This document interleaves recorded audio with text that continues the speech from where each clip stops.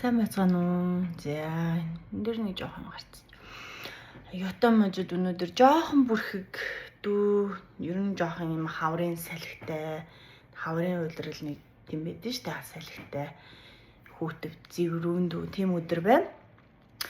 За, Норогийнхаа энэ хүү болон тавтай морил. За, өнөөдрийн ярих сэдв болохоор юуны талаар ярих вэ гэхээр надад ингээ маш олон ярих сэдвүүд байдаг заяа. Гэтэ би яг энийг яг хизээ ярих уу, ямар үед энийг ярих уу, гарах уу гэдгийг ингээд өөрөө шийддэг. За өнөөдөр би ямар ч хэсэн өөрийгөө бүрэн танилцуулъя. Намайг Нора гэдэг. Би Завхан аймгийн Тэлмэн сум төрсөн. За та нарын хэлдгээр бүр 8 family буюу хөдөө малчин айлын хүүхэд 10 дахь хүүхэд нь болж нэмэлсэн. Манай ээж 11 хүүхэдтэй. За манай аав жойрол үнэхээр мундаг хөдөлмөрч хүүхдүүдийнхаа төлөө хийх бүх зүйлсээ хийгээд зориулаад одоо хүртэл амьд байгаа. Миний хамгийн дотны зөвлөгч нар. Тэгээд би 10 жил байхдаа ухаан алдаж ундаг болоод тэгээд намайг бөө болно гэд тэгээ би бөө болохгүйгээд тэгээ би сүмд одоо 9 сэрээстэй хажмын гинтүүдээ сүмийн гишүүн болсон. Одоо 15 дахь жилдээ болж байгаа. За над сүмд яваад ер нь бол сүмд болон одоо будда бүх хүмүүс яах гэж явдаг вэ гэхээр те өөрийгөө олох гэж одоо ямар би хаанаас ирсэн бэ, ямар зорилготой вэ, энэ дэлхий дээр яах гээд амьдраад байгаа вэ гэ тэр зорилгоо мэдхийн тулд ирдэг. Мэдхийн тулд явдаг гэж боддог. Бас тайвшрал авахын тулд бас ямар нэгэн өвдөлтөө ялан дийлэхийн тулд те. Гэтэ зарим нэг талаараа сүмд явдаг хүмүүс тийм төгс биш шүү. Сүмд явдаг хүмүүс адилхан л өөрсдийнхөө сул зан чанаруудыг засаж өөрсдийгөө олох гэж яваа хүмүүс. Сүмийн хүмүүсийг одоо сүмд явдаг хүмүүс л айгүй мундаг гэгэрцэн хүмүүс гэж битгий ойлгоорой. Янз бүрийн хүмүүс сүмд явдаг. Зарим бүр асуудалтай, зарим бүр гэмт хэрэгтэнгүүд хүртэл байдаг.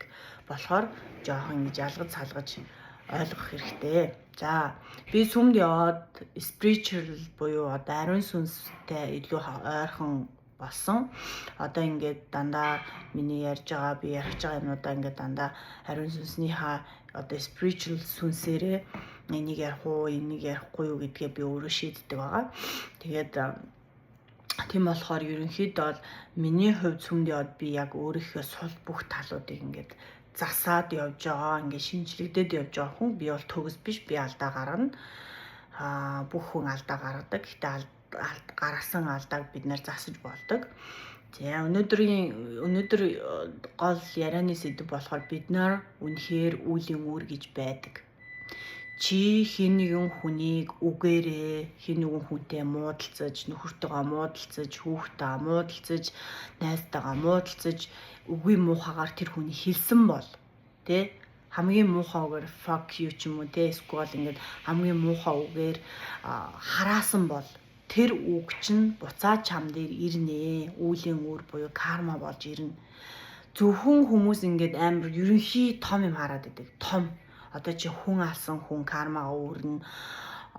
Одоо хүүхдтэй амьдралыг оронгоор нь эргүүлсэн хүн карма өөрнө.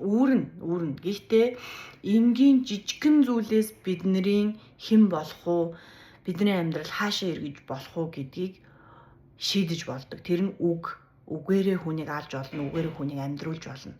Тийм болохоор бид нар хэн нэгэн хүнд үг гаргахаасаа өмнө маш сайн бодож хэлэх хэрэгтэй. Бодох.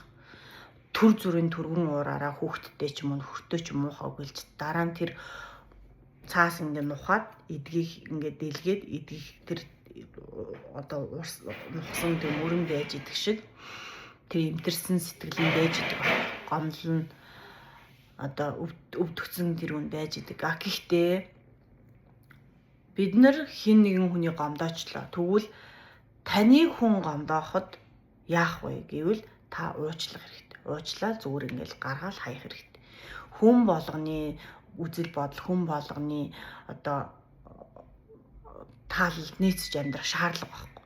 Бид нар өөрийнхөө өөрийнхөө тэр зурсан зургаараа бурхны тэр зурсан зургаараа л амьдрна. Өөрийнхөө амьдралаар амьдрна. Би Норо гэдэг хүний амьдралаар миний найз амьдрч чадахгүй. Миний experiences тэр миний найзын experience хоёр шал өөр байгаа. Яг гэвэл тэр амьдралын туршлагын шал өөр байгаа. Бид нар өөр ертөнцид нэг ертөнцид байгаа боловч өөр мөрөөр замаар одоо амьдарч байгаа. Өөр замаар бид нар амьдралын ухааныг олж авна. Ингэж болохгүй минь, ингэж болох юм гэдэг ухааныг олж авч байгаа. Тийм болохоор хин нэгэн хайртай хүндээ, хүүхэдтэй, одоо нөхөртөө, аавдаа, ээжтэй зөөлөн ханд. Битээ муухай үг хэл. Ээж аавыгаа уужил, аав ээж хүний эцэг их гэдэг чинь хүүхэдтэй буруу юм хэлдэггүй. Хичнээн танд муу зүйл хийсэн гэж та харж байгаа ч гэсэндээ дараагийн таны 30 нас 40 насны нэр та бодоход миний ээжийн зүв байж, миний аавын зүв байж гэж бодох үе ирдэг байхгүй юу. Тийм болохоор үгээ цэг нь болгоомжтой хайрцсан хүмүүстэй гоё одоо peace marker буюу одоо ингээд амар таймныг тогтоогч байх хэрэгтэй.